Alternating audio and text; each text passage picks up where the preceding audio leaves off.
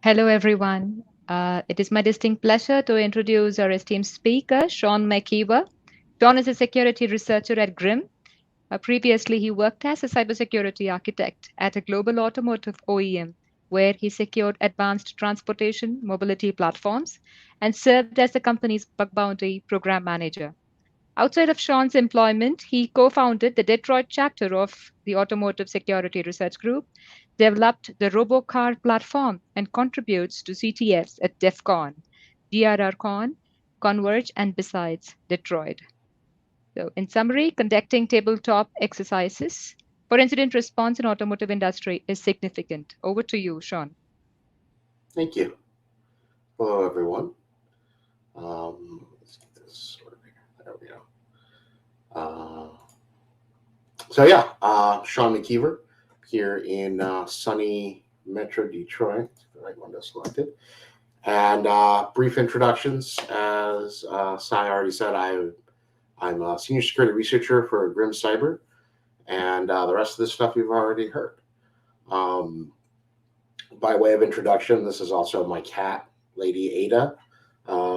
She currently is serving in her role as an incident creator for the neighborhood chipmunks. She's outside causing havoc. Um, Today we're going to do a very compressed incident response tabletop. This is typically done over a course of a couple or many days, depending on the scope, but we're going to approach this kind of from a compressed perspective. So time isn't going to make a lot of sense, but I do try to keep track of where we are in the schedule. And this is being run as kind of a first time through an incident response tabletop. So we're going to make some assumptions. It's going to be artificial, etc. But we'll move through it and hopefully have some fun. The goal here is to kind of spark some thoughts and conversations about how you or your organization can use something like this to prepare for the future. So I do actually conduct tabletops as part of my job at Grimm, and typically I start here. Being in the United States, we rely on FEMA, our Federal Emergency Management Agency. They produce a lot of templates and such, and they have the HSEEP program, which runs critical infrastructure tabletops nationally several times a year. If you're outside of the US, the EU has a similar preparedness. Their page is mostly focused on industrial incidents, such as safety or like a chemical spill, but the frameworks and the process is still relatively the same. You just got to be a little more flexible. If you're interested in looking at what they have available, there's a link on this page, assistance programs, that goes into some of the details of what UNECE can provide as far as help there. So I stole this diagram from the UN, but an incident response tabletop falls securely within step one, which is identification of shortcomings and challenges. It's a lot easier and lower stakes to do this stuff in a simulated environment or reality versus suffering through it in a real world event. So, I consider that to be a very essential part of being prepared and being ready to act should an incident occur. So some rules of engagement. If you're going to plan a tabletop and run it, it has to go beyond just cybersecurity and product. You need to have senior leadership involved and signed off, partly because you're going to be pulling people away from their day jobs and they need to know that their boss isn't going to get mad at them. Legal should always be involved. And you want to have your public relations or marketing team engaged. Should an actual incident occur, there's likely some level of public statement that needs to be made, and you don't want to be doing that. You want to work that through your public face of your company. Me personally, I've been involved in tabletop and production incidents in both the chemical and automotive industries in multiple roles. I've been the tech fixing the thing. I've filled in as an incident response manager. I've run tabletops for a global organization. This is going to be different. This is intentionally low stakes, probably sillier than it needs to be, and hopefully a little bit of fun. So why do we do this? Well, play builds skills. You're not just you're not just building the muscle memory to execute specific roles. You're building an understanding of the whole process. And during a real incident, not everyone will be available. For instance, right now for me locally, it's 6 a.m. If I try to reach out to one of my coworkers for assistance, they're probably not going to get back to me right away. And in most of my previous places of employment, I worked for global companies. So there's a lot of situations where the person you need is on the other side of the world and in a different time zone. So how do you flex your plan and your work to still keep things moving, but not drag them out of bed at 3 in the morning? Sometimes you have to, and sometimes that's the reality of the problem, but ideally you've got enough coverage and you've done this enough where you can work around that individual's personal schedule. Also, it builds trust. Recall I called out in the roles that you need to have involved: senior leadership, legal, PR, marketing. Getting to work with them outside of an actual emergency, you can be a little more relaxed and actually get to know these people and build a relationship with them. Because to be honest, hopefully you don't talk to your legal team very often.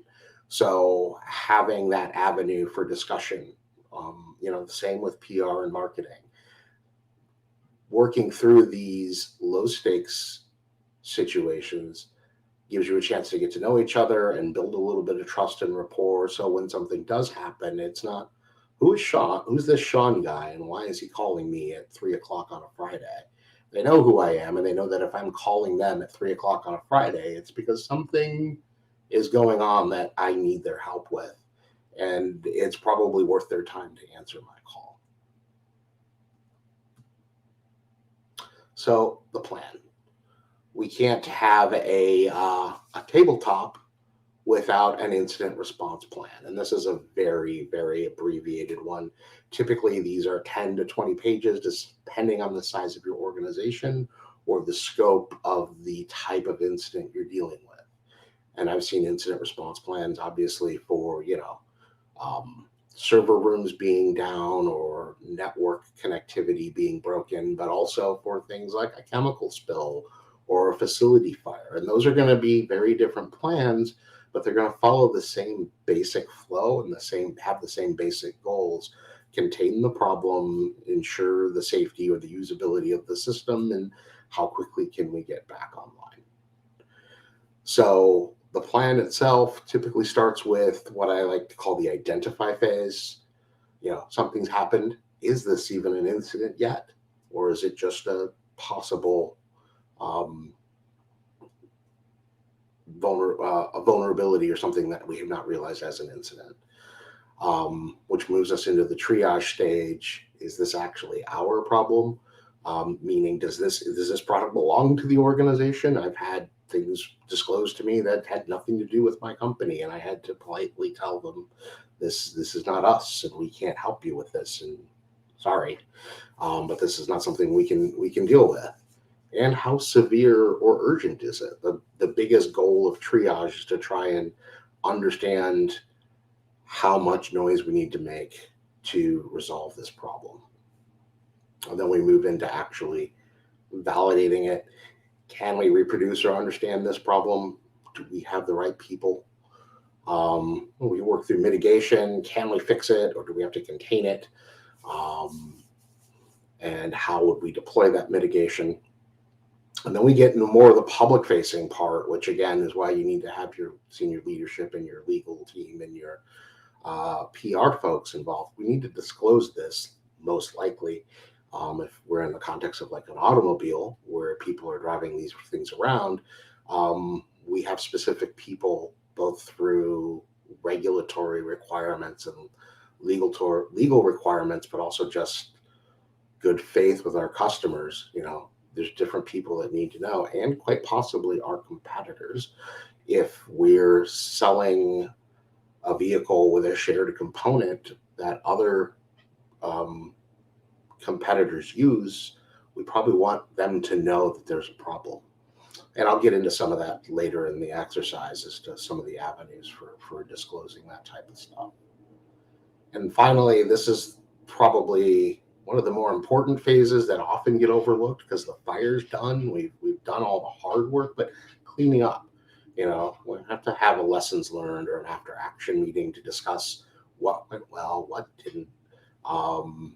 Probably need to update some documentation either for the product itself or maybe the incident response plan because we found a gap, which, update the plan. This is not a one time, I wrote this thing, I'm done. It is written, it is law. This is what we do going forward. It is a living document.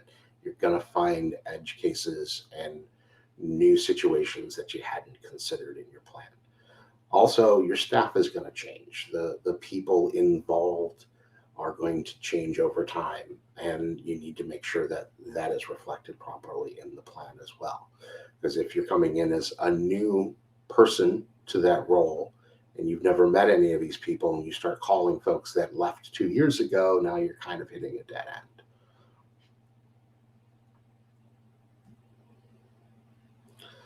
So preparation, a plan, it's not preparedness.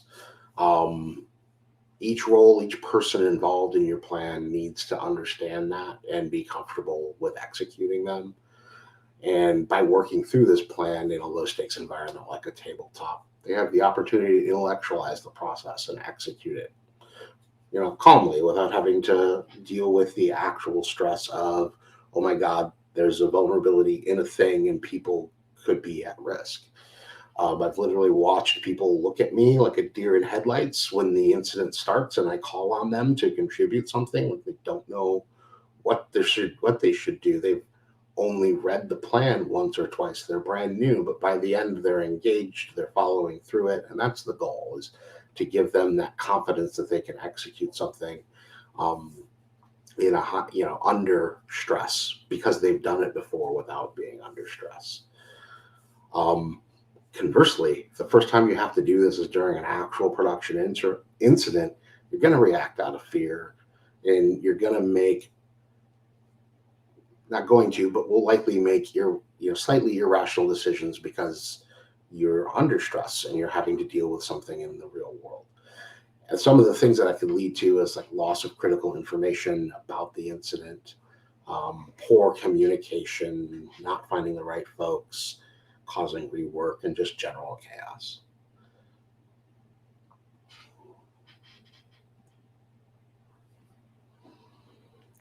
So the scenario, what do we have?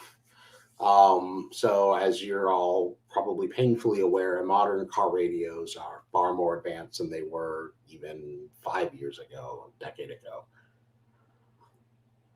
They've evolved from just a radio receiver with an amplifier and sometimes a media decoder into a full-blown miniature computer in your dashboard. All of this rapid influx of complexity and enhanced features broadens the attack surface of the device. Each new interface can add a lot of complexity and unique risks to mitigate. Today, we're going to investigate a possible attack against a modern head unit and uncover some ways that this could impact our daily lives. It's going to be low stakes. I don't like tabletopping safety and critical events like this, especially if it's the first time we're doing a tabletop for somebody. I like to try and keep it fun and engaging. So it's Tuesday morning, 8:17 a.m. Sometimes you just get an email. In this case, we get an email from Jean Lucius at Amber Motors.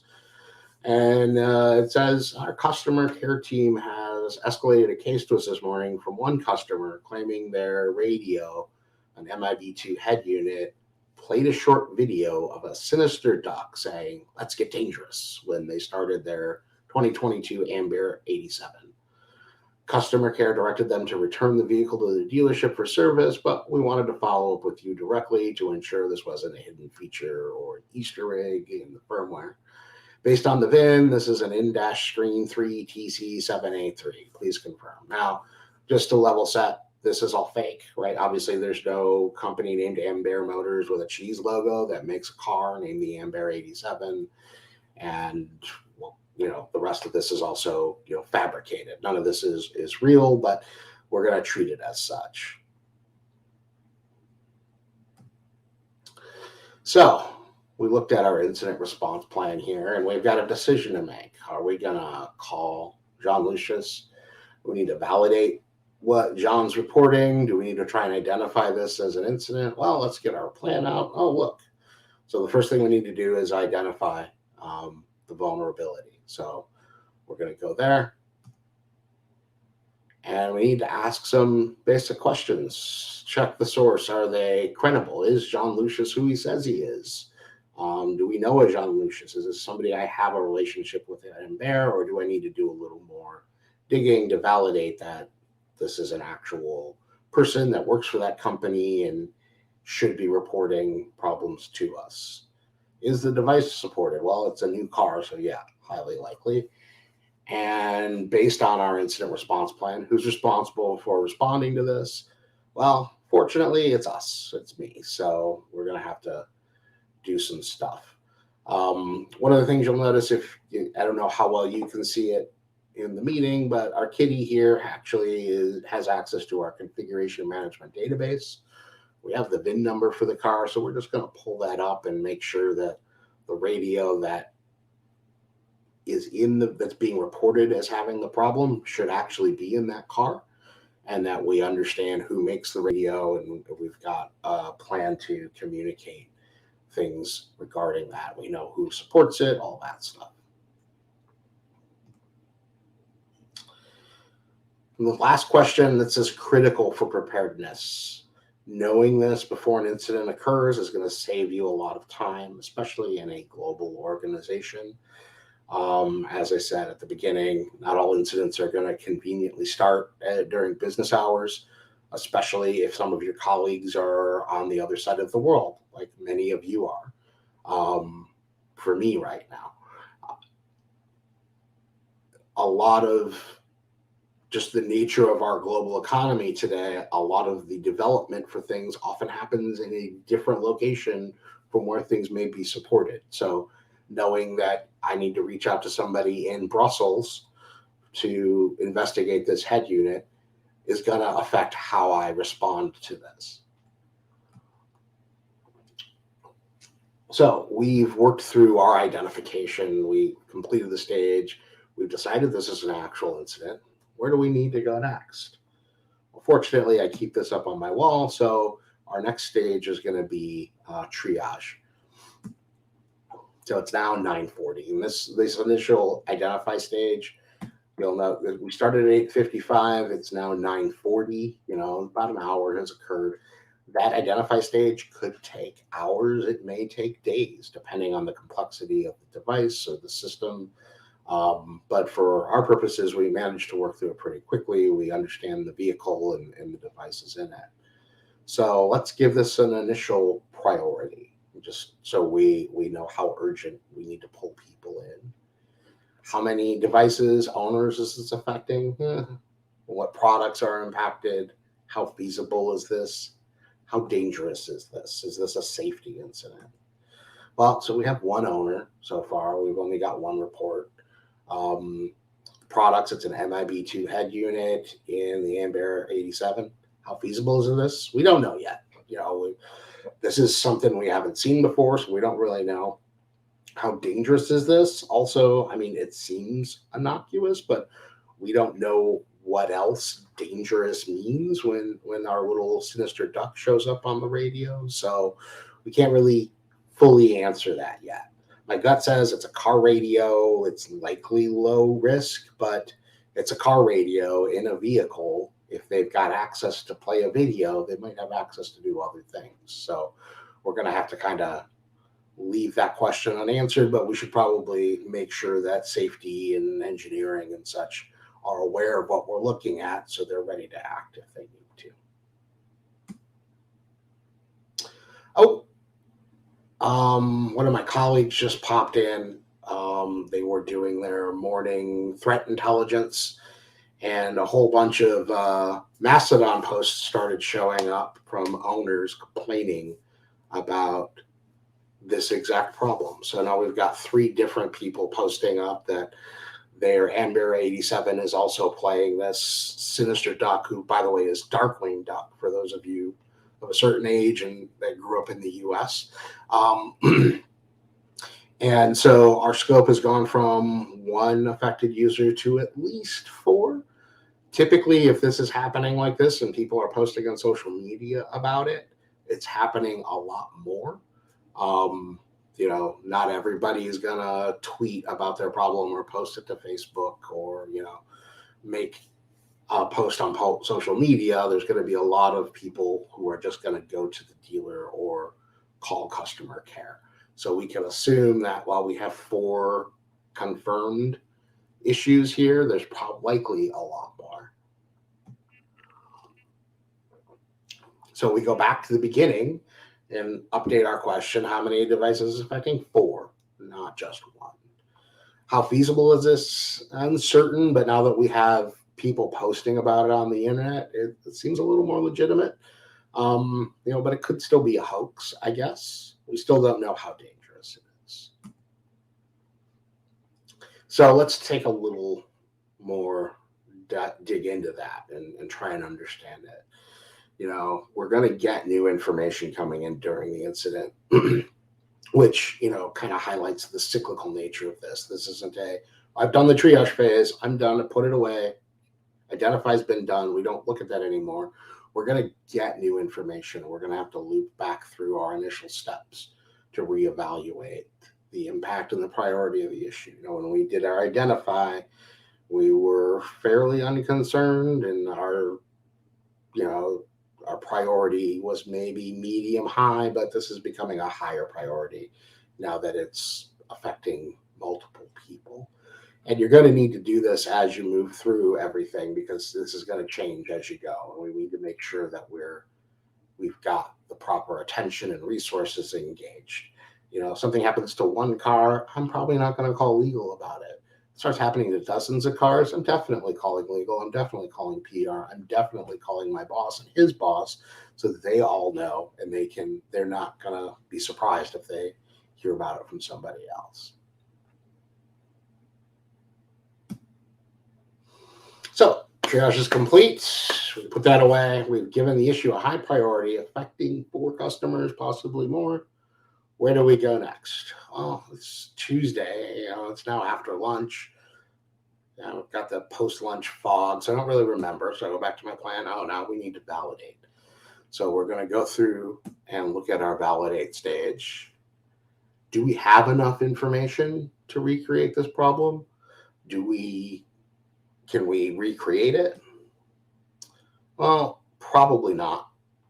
So we're going to call the engineering team. They know the product, and explain to them what we're seeing, share the information we have gathered so far about it.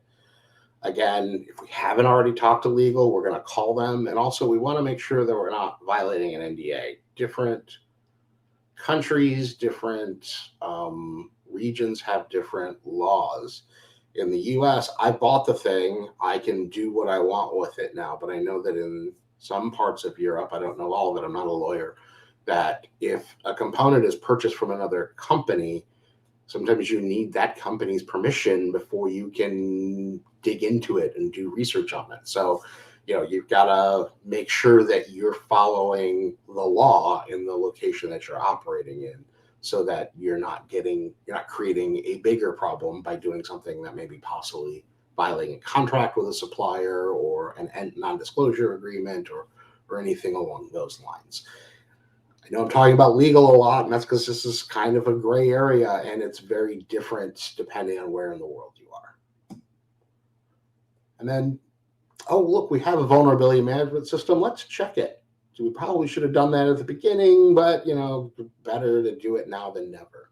Do we have a similar issue that we found in the past that we're tracking? does this fall under that?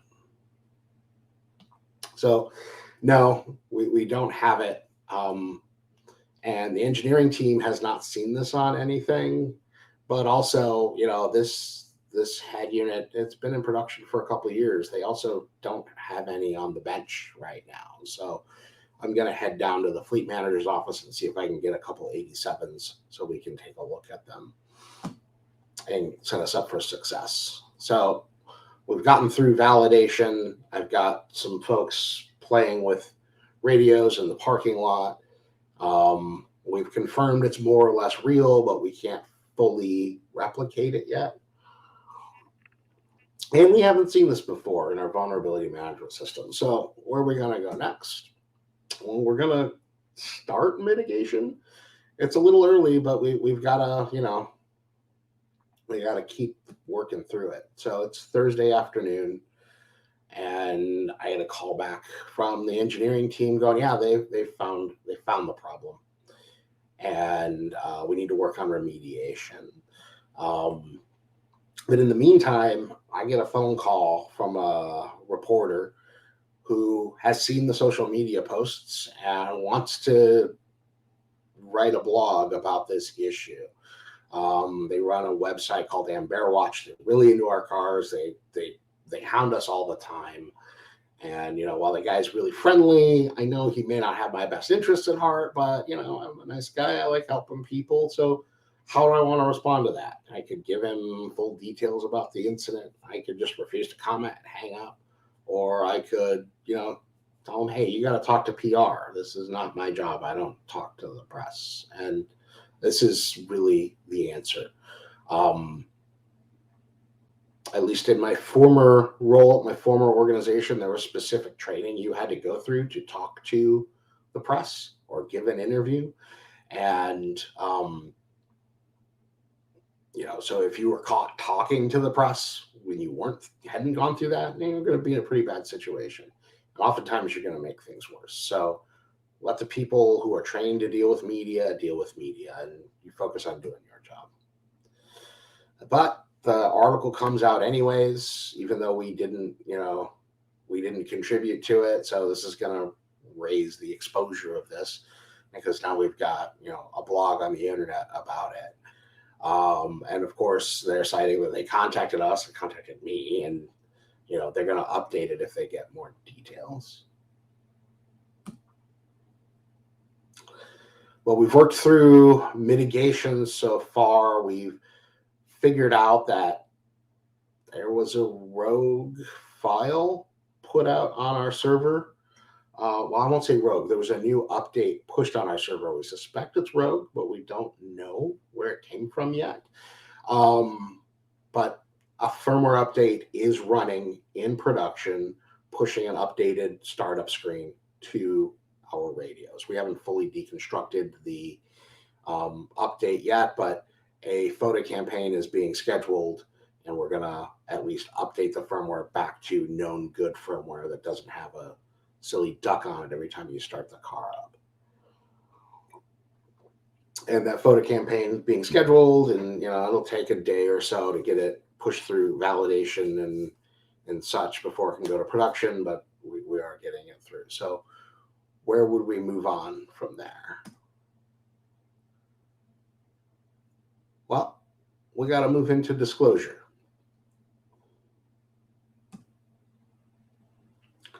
So the mitigation plan has been developed and is being deployed through over-the-air updates, and we're writing service bulletins for dealer techs and putting together flash drives so that those updates can be hashed out. But we need to disclose the incident.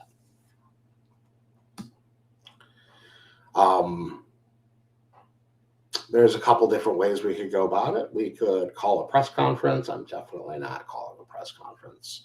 We could tell no one, fix it quietly, and maybe go after our customers that have publicly posted about it.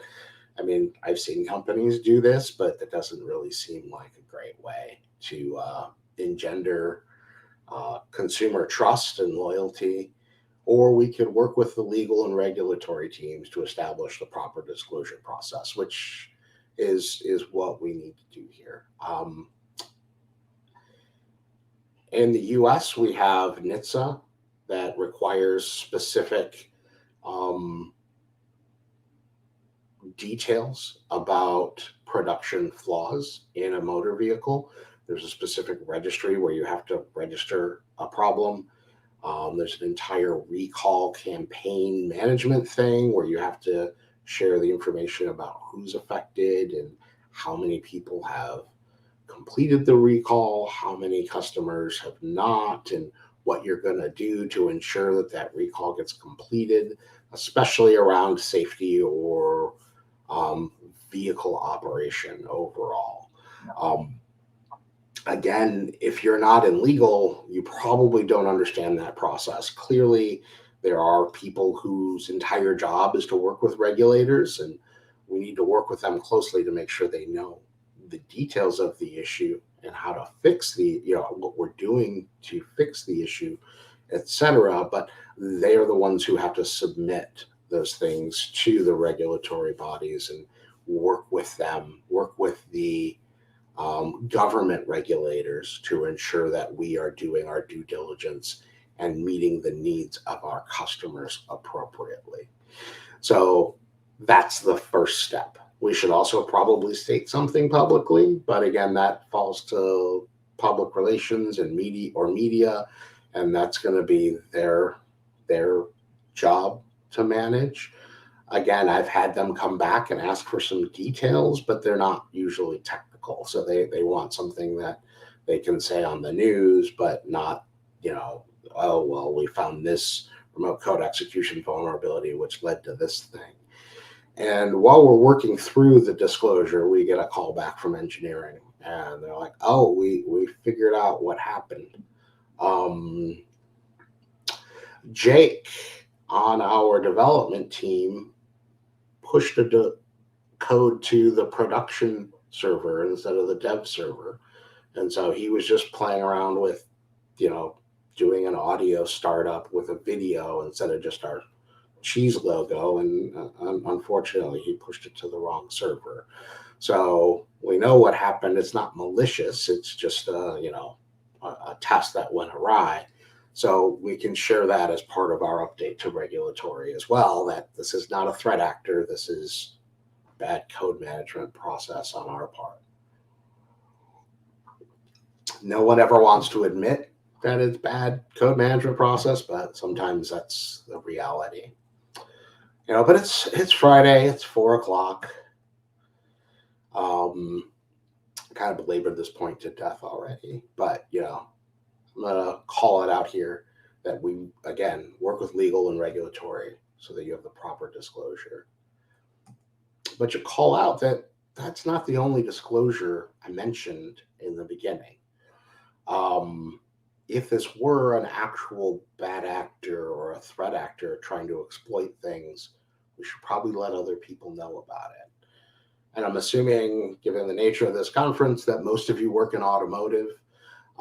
So I'm gonna, while I've thrown up some other industries here specifically, we have the Auto ISAC in the US and in Europe, which was, ISAC stands for Information Sharing and I should know this, coordination or something like that. Center, Information Sharing Analysis Center. I'm glad I put that on the screen. It's early. I've only had a cup and a half of coffee. The goal of the ISAC, it's right there in the name, sharing and analysis. And they can work with you either publicly. You can go to the analyst working group and say, hey, I found a thing. You might have that thing. Let's talk about it. Or you can send it to them anonymously and they'll scrub and work to make sure that they're hiding who's sharing the information, but they will share that vulnerability with their membership. They have regular weekly emails that go out. And if you're not part of the Auto ISAC, I would definitely look at getting involved. Even at the analyst level, without being a member company, you can still participate in their monthly calls and get their newsletter and subscribe to all that stuff without any commitment. If your company wants to be officially involved, there is a financial thing. I don't know what it is, but they can help you with that if you want to do it. I also put some other things up. These are mostly US focused because that's where I live and where I work. But like NIST, we have a national vulnerability database. I'm sure some of you have heard of it. It mostly focused on computer vulnerabilities, but I know we've got some people in the audience who have some CVEs on automotive security findings as well. There's no one answer to this problem, but you need to tell people, especially if it's some sort of security vulnerability in a product that can affect safety for consumers. We don't want that running around in the wrong hands. We want people to know the risk they're facing by using a specific vehicle. I will say, I don't think the right way to disclose a vulnerability is calling up Wired and sticking a journalist in a Jeep and making them drive down the freeway while we make the brakes not work. That is a bit irresponsible. But otherwise, tell people, share it as much as you can within the confines of your employment, but definitely share it with who you can to make sure that if it's affecting other people, they can look at the risk and manage it. So in this case, we don't really have a public disclosure thing. This isn't a vulnerability in the radio. It's just bad code. So, we've done our legal due diligence and we've gotten on the news and made an apology, and where do we go from here? Well, we got cleanup to do. We got a lot of cleanup to do. So in a tabletop scenario, this is usually just a checkbox. Because at this point, we're at 8 a.m. on Tuesday. In the real world, this is a whole nother week at this point. The whole week is wrapped around, but during the tabletop, usually we've been at this for a couple of days. We're locked in a tiny room, and everybody is getting kind of antsy. It's late in the day, so people just want to wrap it up. But in the real world, it's a valuable learning opportunity. Number one, we identified a flaw or a gap in our code management process. We need to go back to the development team and work with them to make sure that they're not going to do that again ever. And, we need to make sure that we check there first if we see unexpected things happening on the head unit going forward, maybe. How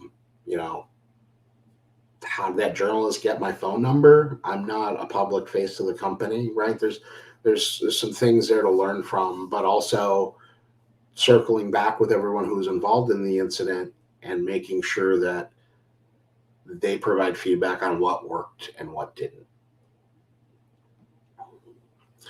So, the incident response plan itself needs to be updated.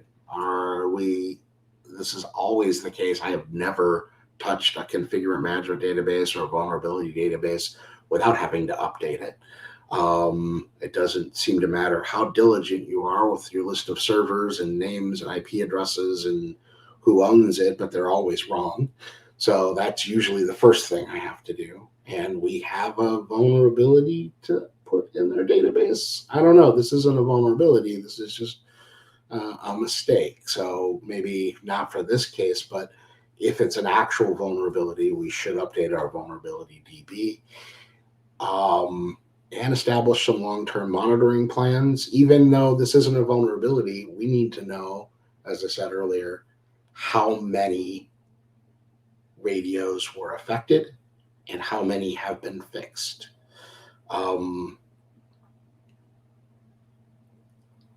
It's astonishing to me, but there are still people driving around with airbags in their cars that were recalled 10 years ago. And for whatever reason, they don't want to get them replaced.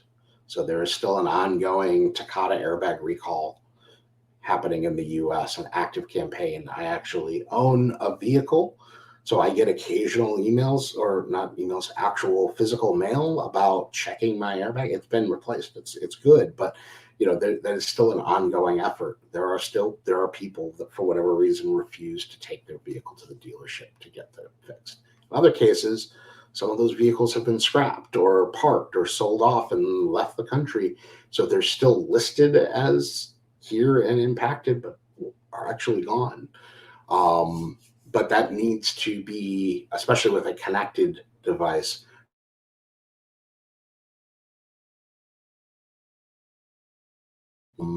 again, schedule those lessons learned meetings and future product improvement plans, especially in this space. We made an oopsie.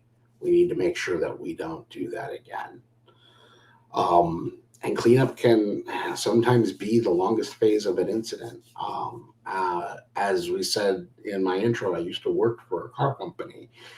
And recalls can go on for years, like I said, with the airbags, but even something that can be done as a photo campaign, you're not going to reach all your customers.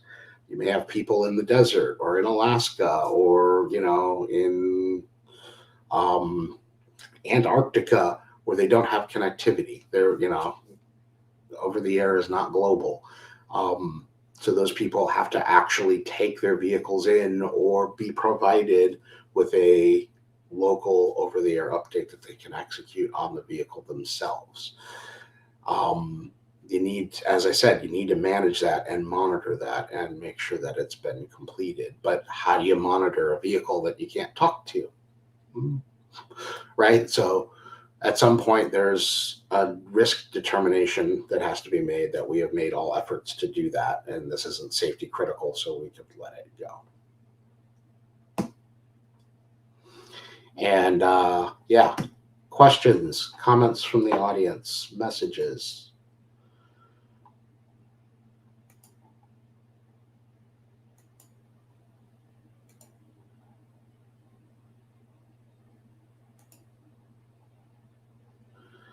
Got the Q&A panel up. Okay, I see one. Okay, here we go. How do you manage to really enforce them to make people consider them? Thank you. That's a good one.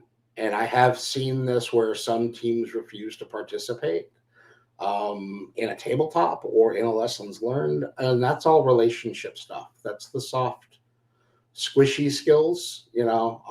Sometimes it's a matter of escalating to senior leadership that your team isn't cooperating or engaged in what we're trying to do. Sometimes it's a matter of that person's really busy, and then it's a team of one, or she's a team of one for a global role and just doesn't have time to deal with it. And sometimes just walking down the hall and talking to them, going, "Hey, I haven't gotten anything from you on this, but it's really important. Can we talk for 5 minutes? We'll get you where you need to go." So it's flexibility and relationship management more than anything else.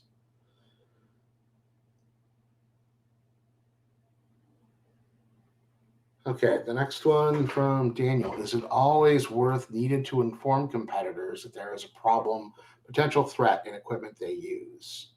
And then, do we have a code of good practice in this area, some kind of business ethics? Is AutoISAC enough?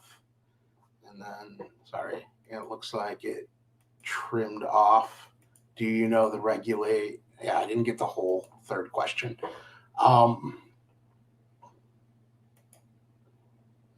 So first point, is it always needed to inform? It depends on what it is.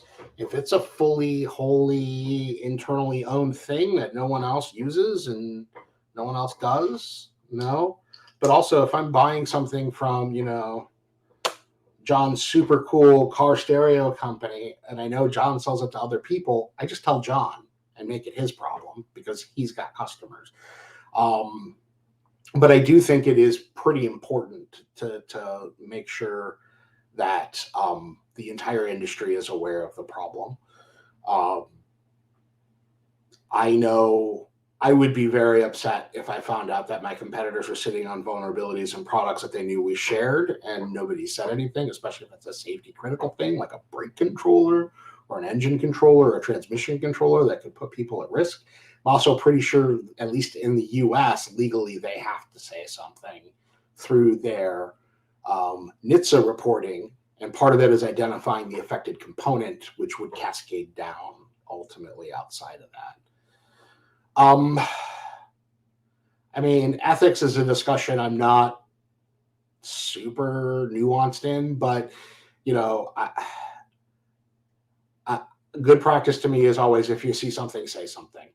And if you know there's a problem, you should probably make sure that the person responsible for that problem is aware of it, even if they're not a colleague that you work with directly. Is the auto ISAC enough? No, but it's a start. Oh, and John, I don't know if you're still doing this, but also ASRG is a venue for you to disclose things. I would talk with your local leads in your chapter as if that's something you want to do, but it is a venue where you can share things with people outside of a work scenario. And getting together and talking through these things directly with people is the most valuable thing we can do, honestly. Be it Auto ISAC, be it ASRG, be it at Chaos Computer Club, wherever you can find a way to talk to somebody about it, that's the most valuable.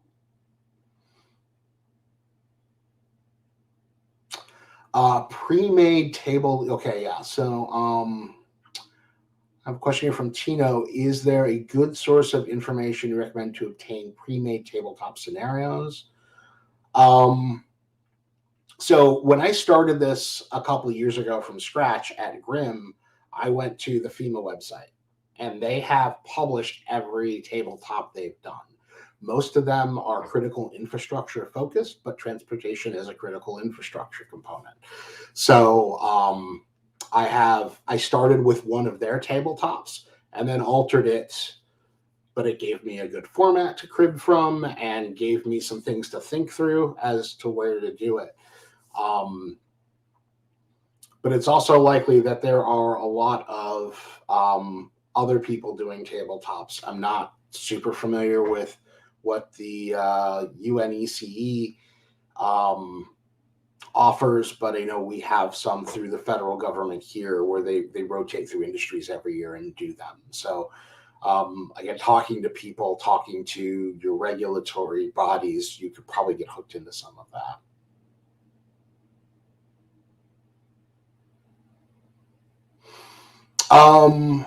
Avengi, I think I said that right. I apologize if I didn't. Was that a real piece of advice or a joke to threaten a customer in case they post something? I'm just going to say that is something that I have seen happen both in the automotive industry and the tech industry in general. And it's terrible and a horrible practice because you're, as you rightfully point out, that seems, egregious and terrible. But yes, I have seen people go after someone who's disclosed a problem publicly punitively.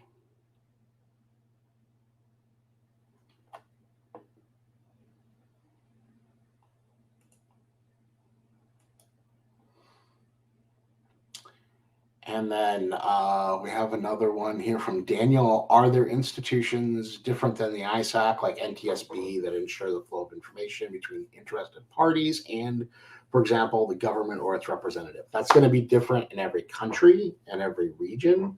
But yes, NTSB, NHTSA in the US, they are... NTSB is a national, I'm not going to get it right, so I'm not going to bother.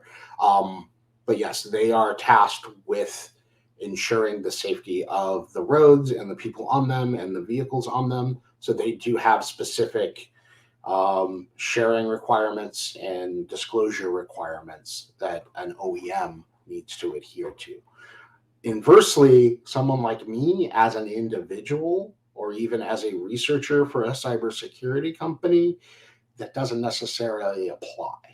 So it comes down to ethics and doing the right thing on my part. If I discover a flaw in my Civic that's creating a safety concern, it's on me to make sure that that gets disclosed properly, and as an individual with a hobby in this, and because I used to run a bug bounty, I would probably start there and see if Honda has a bug bounty, because that's one avenue for disclosure to them. And it's usually third-party vetted, depending on who the provider is. So there's a little bit of oversight there. If that doesn't work, there is, in the US, I can file a complaint with NHTSA as I have found a defect or a vulnerability or safety concern in my vehicle, and they will research it. Sorry, the names are getting really small on my screen, so I'm not going to. Ramakarashan, I think I got that right. I apologize if I didn't. Have you observed any notable differences in the way incident response tabletops are approached in private companies versus government agencies, and what lessons can each sector learn from the other? The biggest difference is scale that I've seen. If a government agency is going to do a tabletop, they're going to have dozens and dozens of companies involved. And they're gonna try and swallow that whale of an end-to-end critical infrastructure problem, or an end-to-end, hurricane or earthquake, because they have the scope to do that. Whereas private industry is going to be much more laser focused on, we need to exercise this part of our plan. A lot of cases, it's usually the first time, so it's just it's focused on, we need to exercise our incident response plan and make sure it flows properly and we understand what we need to do and the people using it are trained in it. And then as that evolves, they start picking specific types of incidents they want to respond to. Like, we want to do a malware incident tabletop response, or a malware tabletop, or a defect or whatever. Okay, and then let's see, we have 8 minutes. Good. Mahale, how can it be practiced that the OEM and the tier one are aligned in an incident that affects both? Are joint exercise realistic, and are they needed? Yes, joint exercises are realistic. Something I have done in the past, and something I very much encourage you to do. Not every tier one is going to be willing to do it, but that's part of your contract. That could even become a contractual issue down the road, where you make that part of your your contract with that supplier. If they're making safety critical stuff, they have to be willing to participate in simulated safety events or incident response tabletops, or whatever. And I think they're very realistic depending on the scenario and the people engaged in it. And they can be very good ways to expose gaps. As an example, I worked for an OEM when Blueborn hit. Bluetooth vulnerability. All of our vehicles have Bluetooth of some sort, but there's only very specific kernel and hardware versions that are affected. But guess what? We don't know what they are. So now we have to engage all of our radio suppliers to find out what chips they have, so we can figure out if we're vulnerable to Blueborn. That wasn't a 5-minute phone call. That was weeks of communication and spreadsheets and vulnerability management database updates and config management updates, and just working through the scenario of, okay, well, what's it going to look like to exploit Bluetooth in a car? It's Bluetooth low energy. I got to be within, visual range of the thing. So, that was a real issue where we had to coordinate with multiple parties to make sure that we understood the scope of the issue and could properly report it to, NHTSA and to our shareholders and to our customers.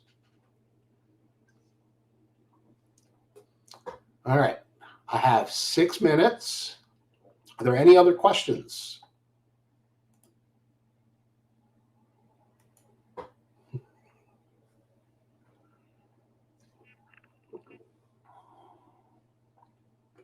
Okay, I see something in the chat. Oh, it's the same question that was in the individual one. Okay.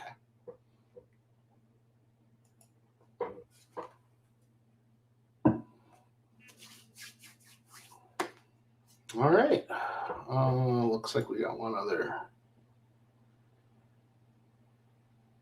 incident response playbooks for like NIST, etc. So yeah, here, let me scroll back.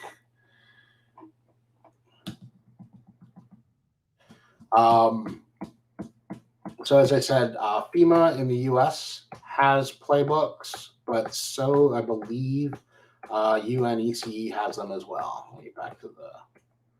So I did pull this. I did not drain their site and understand everything, but the UNECE website has an incident response preparedness sub page, and they do have a assistance program section on their website, which outlines what they can offer and how they can help. I've not seen anything from NIST. They're more in the, vulnerability coordination and disclosure, and not disclosure, but vulnerability risk and scoring stuff. They're not so much in the tabletop side, but yeah, FEMA or UNECE, depending on your region, or both. I am a big fan of taking whatever the government puts out publicly. You don't have to be in the US to access FEMA's website. It is public, and I helped pay for it. So please go use it and make it worthwhile. Sai, how do we assess the involvement of our supply chain partners or third-party vendors in the incident? That is all going to be very specific based on the type of incident and what the supplier does versus what the OEM does. So in the case of, let's say, again, radio, those are usually almost fully baked by the manufacturer, but if we take Harman, they're going to possibly sell that same radio to multiple companies, but the OEMs have their own firmware they're going to put on there. So you have to understand, is it a flaw in the hardware as provided, or is it a flaw in the firmware that we developed to put on that radio? It's an ongoing discussion. It's not a one size fits all answer. It really comes down to what the component is and how involved they are. Even something like a brake controller may have custom signed firmware from the OEM that differs from what their competitors would use. So it has to be kind of evaluated on each individual case.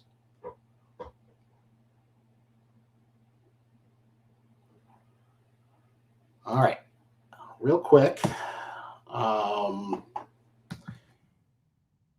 Got off the thing. Again, thank you, everyone. I appreciate your attention and your time today. And you can find me on Mastodon at InfoSec Exchange. I'm Dork Vader. Or you can find me on LinkedIn, Sean McKeever. I work for Grim Cyber. I have blue hair, usually pretty easy to spot. Yeah, enjoy the rest of your day. Thanks for your attention today. Sean, for giving us a lot of insights on the tabletop exercises. I'm sure it will enable organizations to proactively ready themselves and adeptly manage cybersecurity incidents. Thank you very much. Please do visit our booths to interact more with Sean. Thank you very much, everyone, again. Nice having you. Yeah.